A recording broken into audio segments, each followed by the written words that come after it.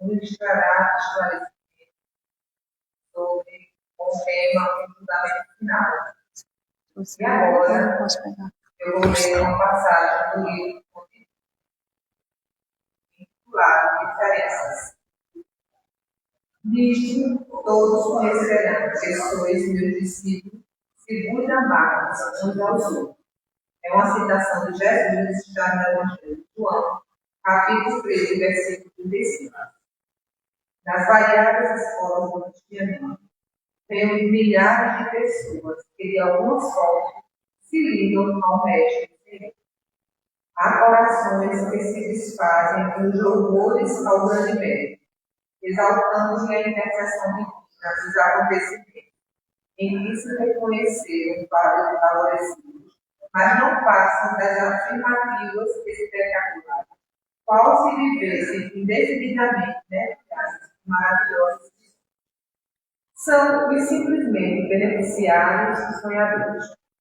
Há temperamentos ardorosos que impressionam da divina por meio de preleções eruditas e comoventes, em que relacionam a posição do grande renovador na religião, na filosofia e na história, não avançando no futuro além dos discursos preciosos. São os simplesmente sacerdotes e pregadores. Há inteligências primorosas que vazam páginas sublimes de crença consoladora, arrancando lágrimas de emoção aos leitores. Ávidos de conhecimento revelador, todavia não ultrapassam o campo do deletrismo. São simplesmente escritores intelectuais. Todos guardam recursos e métodos especializados. Existe, no entanto, nos trabalhos da Boa Nova um tipo de cooperador diferente. Louvam o Senhor com pensamentos, palavras e atos, cada dia. Distribui o tesouro do bem, por intermédio do verbo consolador, sempre que possível. Escreve conceitos edificantes acerca do Evangelho, toda vez que as circunstâncias lhe permitem. Ultrapassa, porém, toda pregação falada ou escrita, agindo incessantemente na sementeira do bem, em obra de sacrifício próprio e de amor puro, nos moldes de ação que o Cristo nos levou. Não pede recompensa, não pergunta por resultados, não sintoniza com o mal, abençoa e ajuda sempre. Semelhante companheiro é conhecido por verdadeiro discípulo do Senhor, por muito amado. Ainda, a mensagem não pode ser diferente, senão do mestre, que nos alerta para o verdadeiro sentido do evangelizar, do acreditar, de seguir os ensinamentos de Deus. Então, agora, chamamos a irmã Teresa para ela fazer a prece de início da nossa palestra de hoje.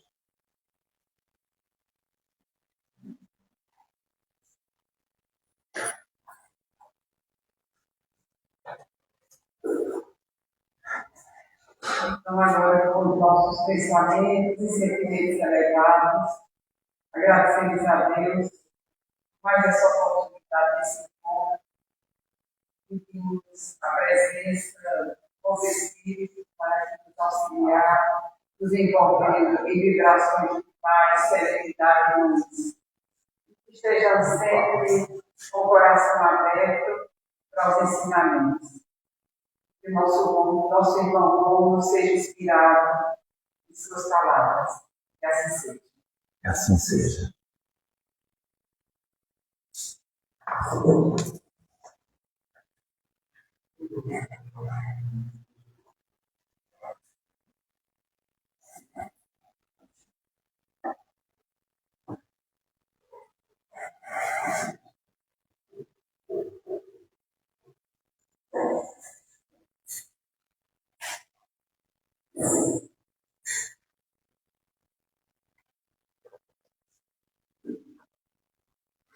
Boa noite, gente. Mais uma vez, uma alegria estar nessa casa, É sempre uma honra, um privilégio muito grande, qualquer oportunidade que nós temos para refletir, para discutir, para trocar ideias sobre a palavra do Mestre Jesus. Gratidão também a essa casa pelo convite que nos é renovado. E hoje nós vamos tratar de um tema muito especial, um tema muito interessante, que está na Gênesis, no seu capítulo 17, os itens 62 a 67. Vamos tratar do julgamento final. Afinal de contas, quem dentre nós não se assustou com as palavras do Evangelho de Mateus que mencionava esse julgamento final? Então hoje nós vamos tentar lançar a luz da doutrina espírita sobre essas palavras, para ver se a gente consegue extrair delas um entendimento dentro da racionalidade, um entendimento que seja espiritualmente aceitado.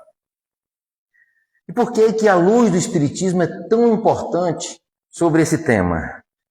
Porque, meus irmãos, minhas irmãs, o que está descrito em Mateus, capítulo 25, versículos 31 a 46, é algo assustador. Trata-se de um texto rebuscado, cheio de alegorias e simbologias. Então, se realmente interpretarmos isso literalmente, nós vamos ter pesadelos. Aliás, nós precisamos perder a mania de olhar o Evangelho com um olhar literal. A interpretação literal é a interpretação mais pobre que existe. E no senso comum, a gente mais ou menos já venceu essa barreira. A gente não interpreta literalmente as coisas. Mas quando chegamos no Evangelho, temos a mania de trazer a literalidade. E uma prova, uma demonstração de que no senso comum a gente não interpreta as coisas literalmente, é muito clara. A gente conhece, a gente vê algumas placas indicativas, em especial em restaurantes, em shopping centers, que tem a imagem de um cachorro, uma rodinha pintada ao redor do cachorro e um traço cruzado. A gente, se fosse ler isso literalmente, a gente ia entender que ali é proibido o cachorro. Então, se é proibido o cachorro, eu posso passear no shopping com um jumento, arrastando um porco? Evidentemente que não. A literalidade, ela nos diz que é proibido o cachorro. Mas a gente já está acostumado a ler aquilo como proibido animais. Ou seja, o sentido é bem mais amplo do que o que está apregoado naquele símbolo. Assim nós devemos fazer com o Evangelho. Olhar o Evangelho com uma visão expansiva, entendendo que aquelas palavras foram ditas num contexto diferente, há 2000 anos atrás. O fato é que se tomarmos esse Evangelho de Mateus sobre o aspecto eminentemente literal, a gente vai chegar à conclusão de que não existe nem justiça, nem amor divinos.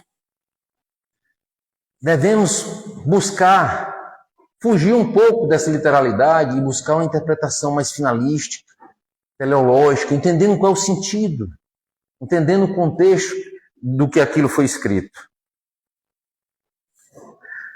Para vocês perceberem como a literalidade desse texto ela é estranha a nós, ele diz mais ou menos assim, de forma bastante resumida.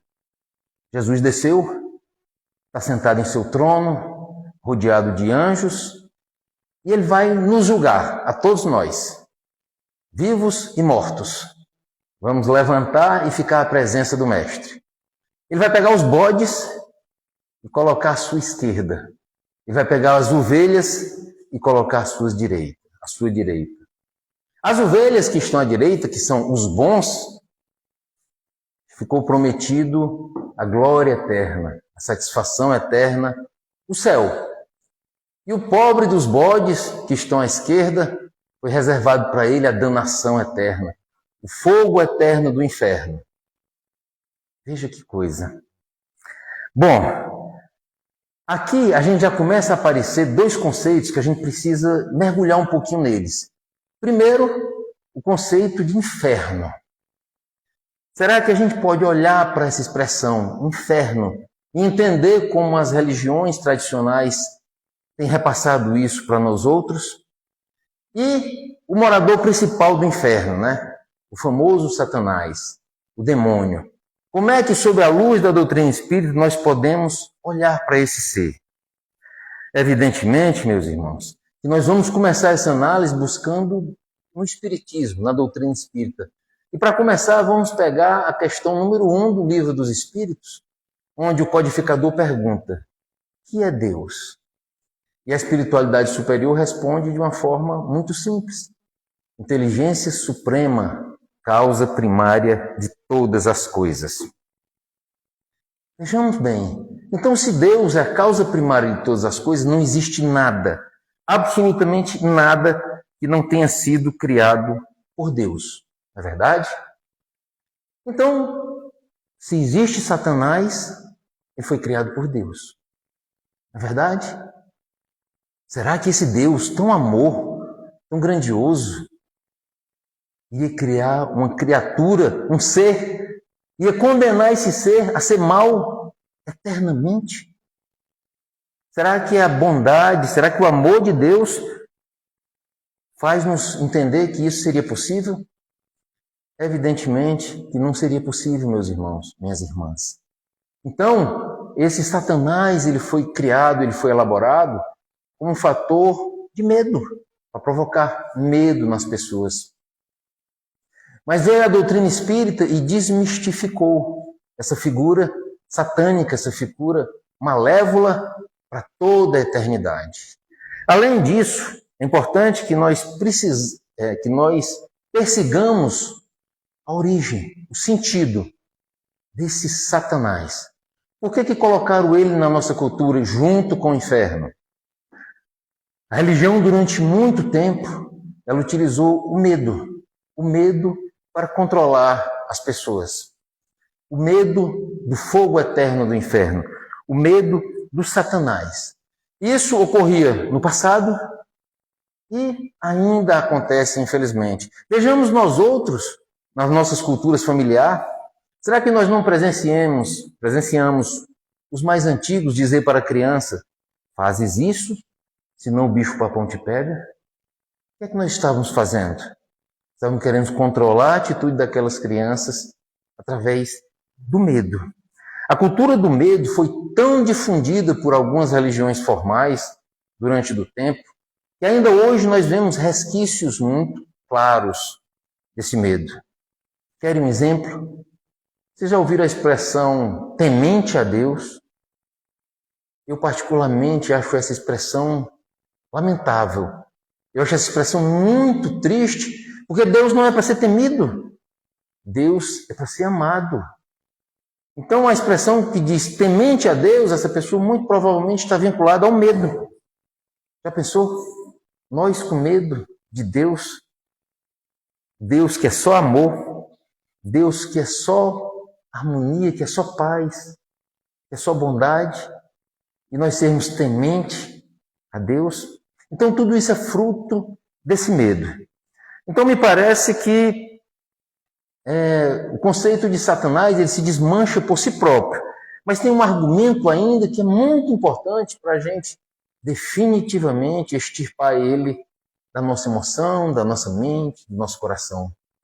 Que é, se existir Satanás, demônio, aquele ser malévolo eterno, então uma das leis de Deus estará derrogada, que é a lei do progresso. Lei do progresso é incompatível com a existência do Satanás. Por quê? Porque o Satanás não progride, ele não se melhora, ele é mau a vida inteira, por toda a eternidade. Então, por mais esse motivo, não podemos jamais considerar a existência do Satanás. Então, agora vamos para o inferno. Inferno. Parece que o inferno é até mais fácil da gente esfarelar a ideia dele. Porque, pela tradição, o inferno é a casa do Satanás. Se não existe o Satanás, para que existiria o inferno, né? Mas esse é um argumento meio pueril. Vamos dar um passinho mais adiante. O Cristo nos disse, na realidade ele trouxe uma mensagem de Deus, porque o principal mensageiro de Deus no nosso orbe foi o Cristo. E ele nos ensinou, nenhuma das ovelhas do rebanho se perderá. Meus irmãos e minhas irmãs, o inferno está lá. Não tem o Satanás. E nenhum de nós vamos para lá. E o Cristo garantiu isso. Que lugar solitário esse inferno, né? Serve para que o inferno mesmo? Para nada. Se não existe Satanás, e se nenhum de nós iremos para lá, ele não serve para absolutamente nada. E será que Deus criaria algo que não serve para nada? Mais uma vez, a resposta é muito simples. Evidentemente que não. Então, meus irmãos, quando a gente joga a luz da doutrina espírita, ela nos clareia o caminho, ela nos clareia a ideia, ela faz com que a gente leia esses escritos de uma forma racional, de uma forma a entender esse conteúdo espiritualmente adequado. Hoje, espiritualmente adequado ao nosso nível evolutivo. Se essas verdades, se esse esclarecimento fosse lançado há 2000 anos atrás, ele iria para o lixo. Por quê? Porque hoje ainda nós temos dificuldade em apreender o verdadeiro sentido das palavras do Cristo, quanto mais há 2000 anos atrás. Então a doutrina espírita, de forma alguma, ela destrói o conceito de juízo final. Ao contrário, ela explica esclarecendo. E em A Gênese, Kardec nos mostra algo que muda tudo, que ilumina o nosso entendimento, que alarga o nosso caminho. É um foco luminoso que aponta em nós o sentido verdadeiro do que seria esse juízo. Na realidade, não existe nenhum julgamento final, nem um julgamento definitivo. Afinal de contas, minha gente, o Espiritismo tinha que vir e nos afastar daquela ideia aterrorizante das ovelhas e dos bodes, dos bons e dos maus, do céu e do fogo eterno. Mas, Romulo, por que foi usada essa linguagem? Lembramos que ela foi produzida há 2000 anos atrás. Naquela época, nós não tínhamos jamais a possibilidade de entender o que nós estamos falando hoje. A linguagem é adequada para aquela época. Mas, de qualquer forma, ela hoje, a perspectiva daquele juízo final, que alguns irmãos nossos ainda acreditam literalmente, que o Cristo virá num dia único, numa hora certa, para separar os bons dos maus, e os bons, felicidade eterna, e os maus, infelicidade eterna. Essa simbologia, ela foi retratada na arte. Várias pinturas de Michelangelo traduzem esse juízo final. Nós temos a Divina Comédia de Dante Alighieri, que especifica muito minuciosamente esse juízo final. Temos na literatura o livro de Dan Brown, que também fala desse juízo final. Então ela povoou a mente e os corações de nós outros durante muito tempo. Essa figura aterrorizante desse juízo final. Só que não existe esse dia marcado. Não existe um tribunal divino pronto para nos condenar, para nos acusar, para apontar as nossas falhas. E saber que não existe esse tribunal divino muda tudo. Porque eu sei que não haverá aquele momento. Eu sei que eu não serei julgado no dia tal, a tal hora. Eu sei que a minha existência de 80, 90, 100 anos aqui não vão definir a minha eternidade. E que espécie de céu seria esse, minha gente? Que eu, nos meus 80 anos, fiz tudo de bom. Então vou para o céu. Mas um filho meu se atrapalhou na vida. Fez tudo de ruim. Então ele vai para o lado dos bodes, para o inferno. Como é que vai ser o meu céu, hein? Eu que fiz tudo de bom, percebendo que o meu filho vai para a eternidade das trevas. Então que céu é esse que eu ganhei? Não tem lógica. Não coaduna com a bondade e com o amor de Deus. Para ilustrar e para a gente começar a descortinar que tipo de julgamento acontece, vamos dar aqui um exemplo. Um exemplo que deve acontecer o tempo inteiro. Seria o exemplo de um homem que desencarnou. E aquela história, né? Quando ele acordou, estava morto. No plano espiritual, no umbral. Aterrorizado com as cenas que presenciava. E ele dizia para ele mesmo: e agora? Onde será que eu estou? Quem foi que me julgou? Quem foi que me condenou? Quem foi que me trouxe para esse lugar tão terrível? Só que ninguém apareceu. Nem um anjo, nem um juiz, nem o Cristo.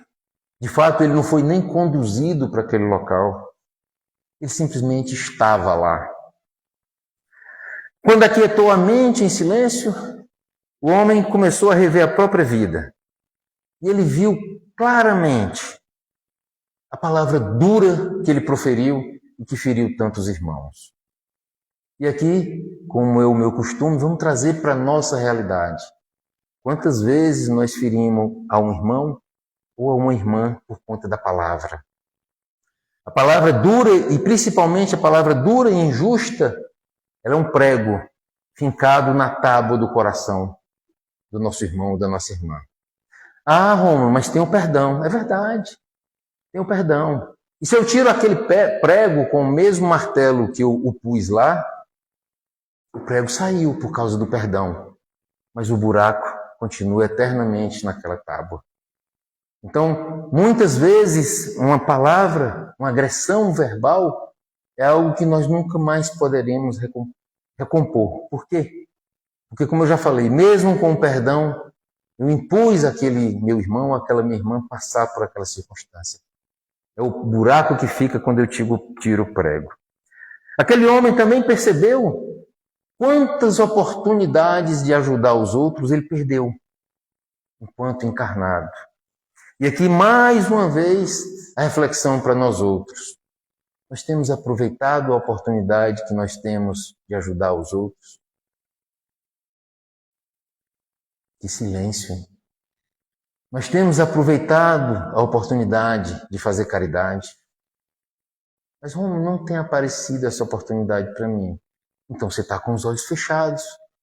Então eu estou com os olhos fechados se eu não percebo isso. A possibilidade de ajudar o outro acontece desde a hora que eu acordo, com um pensamento positivo, com uma oração direcionada a quem está em dificuldade, com uma palavra amiga, com um bom dia, com uma simpatia, até a hora que eu vou dormir. E eu digo mais, se nós formos alunos esforçados, até durante o nosso sono nós podemos combinar com a espiritualidade que possamos sair em trabalho, em auxílio. Então são infinitas as possibilidades cotidianas que nós temos de ajudar os outros. Mas muitas vezes nós estamos tão engolidos pelo esse próprio cotidiano que nós não percebemos isso. Então veja como esse rapaz lá no umbral está nos dando lição, né? E ele mais uma vez percebeu os gestos de egoísmo, os gestos de orgulho, que terminaram por machucar a outros irmãos e a outras irmãs. Mais uma vez um alerta para nós. O Livro dos Espíritos nos diz que as duas grandes chagas do ser humano é o orgulho e o egoísmo. Como é que está o nosso trabalho em relação ao nosso orgulho? Como é que está o nosso trabalho em relação ao nosso egoísmo? Como é que está o nosso trabalho em relação à nossa vaidade? Ou será que a gente está deixando dividir esse trabalho para outras encarnações? Ou será que a gente diz assim, eu já estou fazendo coisa demais, estou muito aperreado. Vou trabalhar esse orgulho só na próxima encarnação. Nós não podemos fazer nada mais danoso para a nossa evolução espiritual do que adiar trabalho. Adiar trabalho. Adiar trabalho, minha gente, é a mesma coisa de adiar evolução. Nem que esse trabalho seja comigo mesmo. Até por conta de que o caminho evangélico sempre começa por nós mesmos. Então, quando eu melhoro o universo inteiro. Então, que trabalho eu estou fazendo para que eu me melhore? O que é que eu estou fazendo para merecer de mim mesmo aquele carimbo de estou cumprindo o meu papel? Eu posso falar por mim. Falta muito para eu colocar esse carimbo em mim, estou cumprindo o meu papel. Mas uma coisa aconteceu, que para mim foi um milagre. O despertar. Finalmente eu despertei que eu preciso fazer isso. Não faço ainda, mas tudo é um processo. Não sei se vocês lembram quando eu falo da nossa progressão espiritual, sem pressa e sem pausa. Então, quando o homem viu as palavras rudes que proferiu, as agressões que ele cometeu com relação aos outros, o bem que ele deixou de fazer, o orgulho e o egoísmo, ele caiu em pranto e disse para si mesmo: já entendi por que eu estou aqui. E é importante que nós não esperemos estar no umbral para chegar a essa conclusão sobre as nossas atitudes. É importante que nós nos avaliemos dia após dia para perceber rapidamente onde, quando e por que nós precisamos mudar. Com relação àquele nosso amigo, que é um exemplo fictício, evidentemente, não foi Deus, não foram os espíritos carcereiros que impuseram aquela condição de aflição a ele. De forma alguma. Nós é que impomos as condições aflitivas a nós mesmos, sempre, sempre. Não existe o acaso. Tudo que eu passo na vida é justo eu passar. Tudo que cai no meu colo é meu. Tudo que chega a mim, preciso abraçar. Porque aquilo diz algo para mim. Aquilo tem um ensinamento. Aquilo tem algo de divino. E eu preciso escutar qual é esse recado. A nossa situação, e isso é consolador, ela é sempre, sempre, sempre, sempre diretamente proporcional à nossa forma de pensar, sentir e agir. Isso é maravilhoso. Não é culpa de ninguém, é responsabilidade minha. Então, tudo na nossa vida é nossa responsabilidade. Nós é que determinamos o nosso céu e o nosso inferno consciencial. Alguns perguntarão: Rômulo, o que é céu e inferno consciencial? Meus irmãos, não existe o lugar geográfico céu, não existe o lugar geográfico inferno. Tudo isso são estágios da consciência, estados da consciência. Quando eu estava preparando um roteiro para falar para vocês, me lembrei, há uns 2 anos mais ou menos, de uma paciente minha. E ela estava muito apreensiva, muito agoniada, muito triste, quase depressiva. E ela disse: já sei como resolver isso. Meu filho mora já há bastante tempo fora do Brasil e eu vou morar com ele. Eu esperei ela relatar tudo. Olhei para ela e falei com uma voz bem tranquila e disse: você vai levar você para esse local fora do país? Ela, sem entender, perguntou: claro, por quê? Não vai adiantar. Porque a sua dor vai te acompanhar, a tua ansiedade vai te acompanhar, a tua desorganização emocional vai te acompanhar. Não é o fator externo, é o fator interno. Podemos levar isso para a nossa espiritualidade. Assim também ocorre com as coisas espirituais. Se eu vivo em paz, se eu vivo em harmonia como encarnado, na erraticidade eu vou viver com a mesma paz e com a mesma harmonia. Não muda nada. É só uma simples troca de roupa. Eu tiro essa roupa pesada, carnal, e assumo uma roupa mais fluídica. Mas o espírito é o mesmo. Com a luz e com a sombra. Com os amores e com os ódios. Por isso que vale tanto a gente se trabalhar durante essa existência. Porque do lado de lá é só uma continuidade. Nada muda. Ao contrário senso, se eu vivo envolvido, abraçado com mágoas, com ódios, com agonias, com desequilíbrios espirituais, sem dúvida nenhuma, do lado de lá também estarei assim, em estado de desequilíbrio. A gente percebe na literatura auxiliar, nas obras auxiliares, espíritos que estão do lado de lá, em estado de tamanho desequilíbrio, que estão preocupados com o que é que os filhos vão fazer com a herança. Veja só. Veja a falta de propósito. Veja que nível de estresse, que nível de agonia, que nível de vinculação à matéria esse espírito estava quando estava aqui entre nós encarnados.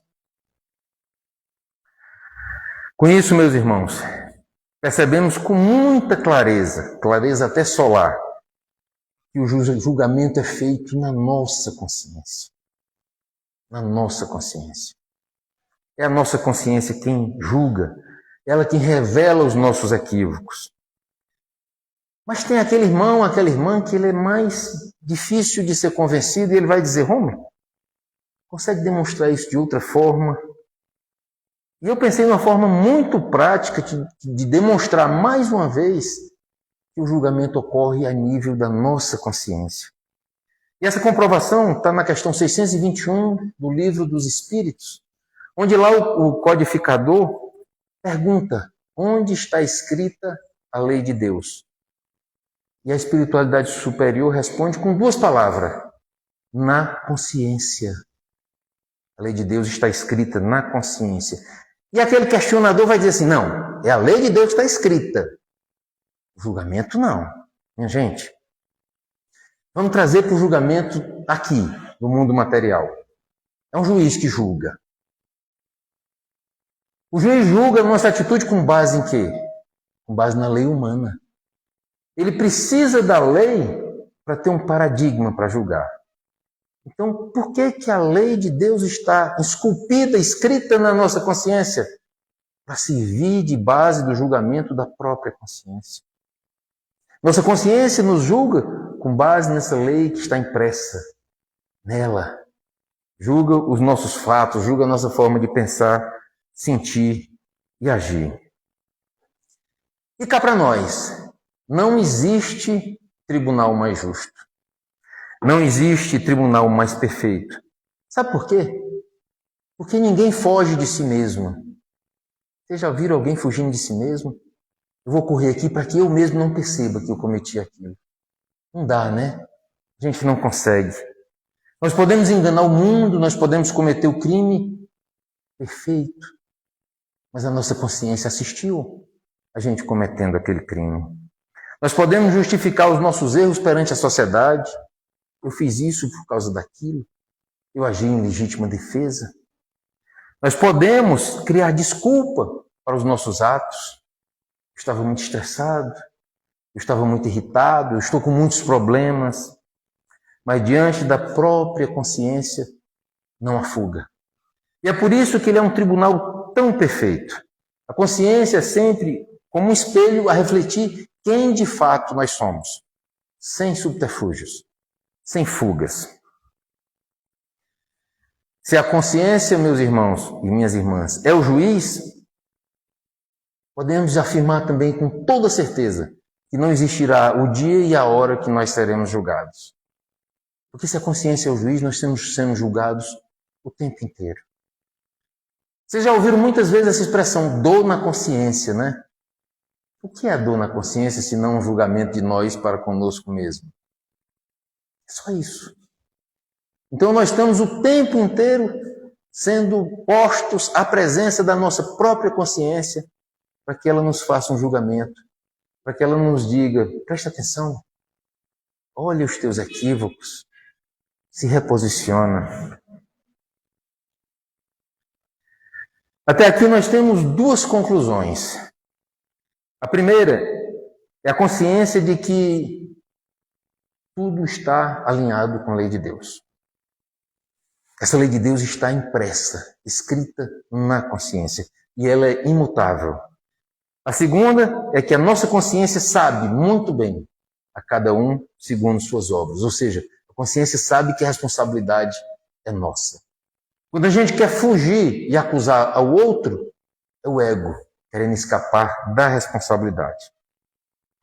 Até aqui a gente percebe que quando a gente coloca a luz da doutrina espírita sobre um texto tão difícil como esse do juízo final, a gente começa a perceber quão mais fácil, quão mais racional, quão mais equilibrado sob o ponto de vista espiritual é a interpretação sobre o ponto de vista espírita. Vamos imaginar uma professora que observava seus alunos durante uma prova. Um deles não estudou e, evidentemente, foi mal. O outro se esforçou e avançou.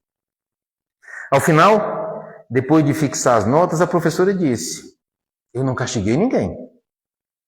Eu respeitei o resultado de cada um. Assim funciona a lei divina. Deus não castiga ninguém. Deus é só amor. É tanto que aquela cultura que eu falei do medo, ela tem algumas subderivações. É muito comum a gente dizer que Deus me perdoe. Eu acho meio sem sentido isso, porque Deus não se zanga com a gente. Ele não precisa me perdoar. Normalmente a gente diz isso antes de cometer uma falha. Eu vou falar da vizinha, mas antes eu digo, Deus me perdoe, mas aquela ali me pede um perdão prévio. Então isso ainda é fruto de algo que hoje está cada vez mais distante da nossa realidade. Ainda bem. Então esse Deus é só amor, jamais castiga. Ele nos permite justamente colher o que plantamos. Poxa, mas Deus podia aliviar, né? Aliviar por quê? Se esse é o caminho do nosso progresso, se esse é o caminho da nossa felicidade, nós temos um problema, uma dificuldade muito grande com a dor, sem percebermos que a dor chega a nós como um âmbar, como algo que vem sempre em nosso socorro. Não importa o tamanho da dor, ela vem sempre em nosso socorro. A nossa imaturidade emocional e espiritual é que não permite percebermos isso. Quanto mais maduro a gente está, mais preparado para as dores a gente fica. E, paradoxalmente, menos dores a gente sente. Por quê? Porque estamos mais evoluídos. Então, esse permitir a colheita de acordo com o plantio, isso não é crueldade. Isso é justiça perfeita. Deus é só amor. Lembremos agora aquele pai, o pai do filho pródigo. Aquele pai não agiu como juiz, nem como carrasco, nem como censor, só como amor. Na parábola daquele filho pródigo, ele se afastou do pai, errou, caiu, sofreu. Mas o pai nunca, em hipótese alguma, desistiu dele. Nunca o rejeitou. Apenas o aguardou com amor. E quando ele voltou, o que é que aquele pai fez? O abraçou. Meus irmãos, esse pai é Deus. Deus age exatamente assim.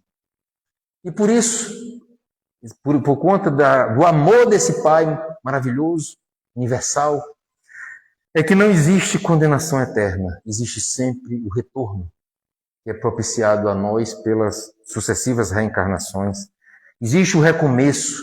Existe uma oportunidade que se renova.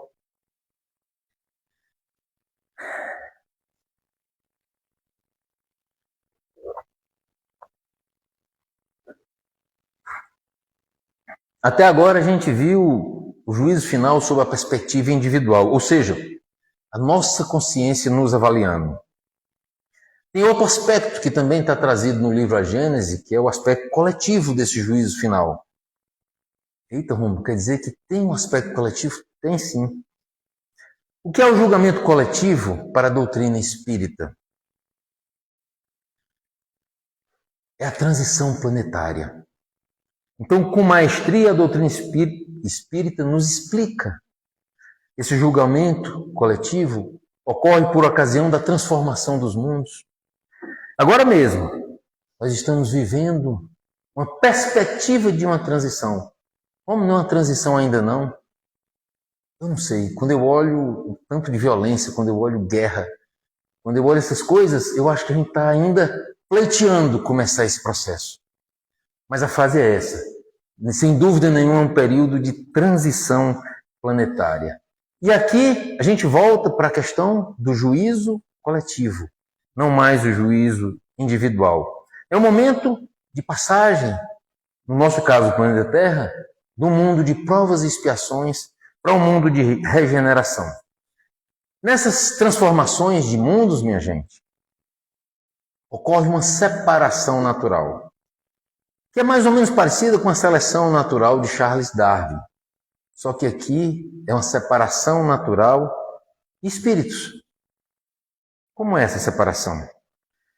Quem busca o bem se eleva e permanece no mundo que está em transição para um local melhor.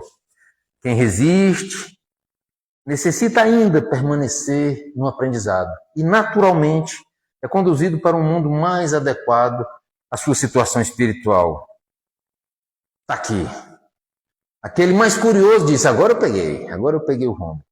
Então é aí que Deus expulsa os ruinzinhos do planeta, né?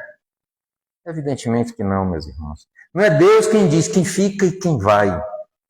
Mais uma vez, quem diz quem fica e quem vai somos nós mesmos, com a nossa forma de pensar, sentir e agir. Não é um ato de Deus, de forma alguma. Trata-se de uma atração energética, só isso. Não existe nenhuma condenação. Você vai para Quiron. Os outros aqui ficam na terra. Não existe isso, não existe o apontar. Trata-se de uma atração energética. Espíritos menos evoluídos são atraídos energeticamente para mundos menos evoluídos. Isso sempre aconteceu. Isso faz parte da lei. Isso faz parte da lei do progresso. Lembrando sempre que nós somos como sementes. Alguns dentre nós já estão prontos. Estamos prontos para assumir esse mundo de regeneração. Outros ainda precisamos de mais tempo. Mas a notícia boa trazida pelo Espiritismo é que todos, sem exceção, todos iremos crescer. Nenhuma ovelha se perderá, como disse o Cristo, trazendo um recado de Deus. Então, sem dúvida nenhuma, um dia todos nós seremos anjos. Quer queiramos, quer não queiramos. A gente não pode jamais dizer que eu não quero progredir. A gente vai progredir. Pelo amor ou pela dor. Melhor pelo amor, né, gente? A gente é que ainda não aprendeu as lições para aprender só pelo amor. A chave para esse nosso crescimento, para a gente enfrentar cada vez melhor esses juízos, esses julgamentos, é só uma. Responsabilidade pessoal. Precisamos assumir a responsabilidade pessoal. Como atrapalha a nossa progressão espiritual a terceirização de responsabilidade? Mas nós somos mestres em terceirizar a responsabilidade. Eu não faço porque eu não tenho condições, eu não faço porque é muito difícil, eu não faço porque eu estou doente, eu não faço porque eu nasci desprivilegiado. Calma. Eu não faço por isso, eu não faço por aquilo. A culpa é sempre do outro. E nós precisamos assumir a nossa responsabilidade. Inclusive, conheço alguns irmãos de fé espíritas que adoram um obsessor. Por quê? Por que é bom ter um obsessor de lado? Porque a culpa é dele. Rômulo, você no centro espírita deu aquele grito lá. Foi o obsessor. Não pode ter sido eu. Eu saí de mim. Rapaz, numa discussão de trânsito, você matou o outro. Eu estava obsediado, não era eu não tenho capacidade para isso. Então a gente começa a terceirizar uma responsabilidade que é nossa. Precisamos reconhecer isso. É nossa e só nossa. Aí alguns dirão, não existe obsessor? Lógico que existe. Mas bota 1 milhão de obsessores obsediando Chico Xavier. O que é que vai acontecer? Nada. O obsessor ele não me transforma em um ser malévolo. Ele só cutuca o mal que tem dentro de mim. Mas o mal é meu. Quem fez a atitude foi eu. Quem gritou foi eu. Quem agrediu ao outro fui eu. Se houve uma obsessão, ele só cutucou aquele germe da maldade que já existia dentro de mim. Então não coloquemos a culpa nem no obsessor. Então, assim, é muito importante que nós tenhamos definitivamente a consciência de que não tem a quem culpar, nem a nós mesmos. Vamos, não diz que a culpa era nossa, não. A responsabilidade é nossa. Culpa não, mas a responsabilidade pelos nossos atos é nossa. Então nós não podemos mais culpar o destino, nós não podemos mais praguejar contra Deus, nós não podemos mais jogar a culpa no nosso irmão. E também nós espíritos não podemos acusar o obsessor. Nós somos autores da nossa própria história. Somos responsáveis pelas dores que sentimos. Mas, contudo, somos também personagens principais da nossa libertação. Nós não somos só responsáveis pelos nossos equívocos, somos responsáveis também pela nossa luz. Então, o que tem de luz dentro de mim foi um trabalho meu, como também o que tem de treva, de sombra dentro de mim, é responsabilidade minha. Nós somos os autores do que é bom e do que é ruim em nós. Precisamos o quê? Usar a força desse bem para minimizar a sombra que existe dentro de nós. Então, sempre com essa consciência de que não é Deus, não é o Cristo, não é uma corte de anjos que vão nos julgar. A responsabilidade é sempre nossa, sempre nossa. Inclusive, é muito importante que a gente leve essa mensagem para o nosso cotidiano. Para quê? Para se responsabilizar. Não vamos deixar para o dia 31 de dezembro de 2026, vou avaliar o meu ano. Quantas oportunidades a gente perde se a gente deixar para o dia 31? E dia 31 eu costumo dizer que é o dia da ilusão. Porque no dia 31 eu digo, eu vou fazer caridade, a partir do ano que vem, eu vou emagrecer, eu vou fazer exercício, eu vou amar mais o próximo, eu vou perdoar mais. E essas promessas duram um dia. E no dia 1º de janeiro do ano seguinte, a gente olha no espelho e se percebe o mesmo ser. Por quê? Porque a gente demorou demais cultivando a nossa sombra e não olhou para nós mesmos. E a consciência está nos julgando, mas muitas vezes a gente vive inconsciente da própria consciência. Vocês já perceberam isso? Muitas vezes a gente vive inconsciente da própria consciência. Ou seja, a gente não olha para dentro de nós. A gente não percebe a nossa sombra, nem os nossos equívocos. Gente, obrigado pela oportunidade e que a paz do Mestre esteja com todos nós.